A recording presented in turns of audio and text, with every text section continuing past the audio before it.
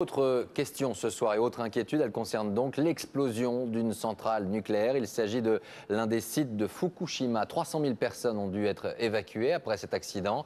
Les images, vous allez le voir, sont impressionnantes, inquiétantes, mais les conséquences restent pour le moment inconnues. Bernard Lebrun.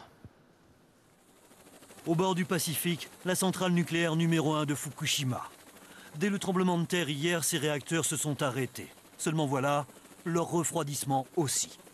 Aujourd'hui à 15h36 heure du Japon, 7h36 à Paris, voici ce qu'il s'est produit. Une caméra de surveillance a capté cette image saisissante, l'explosion du cube qui abrite le réacteur numéro 1 de la centrale. En haut, une image prise avant l'explosion. Le bardage de la tour est intact. En bas, il a disparu, pulvérisé par le souffle. Il ne reste que l'ossature du bâtiment.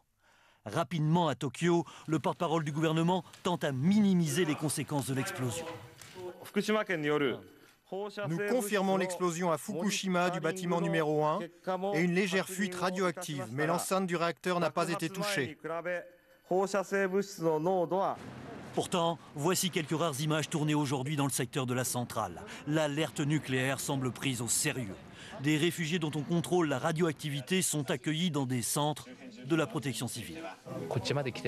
Pour l'instant, nous sommes en sécurité, mais j'ai peur que nous soyons irradiés quand nous sortirons.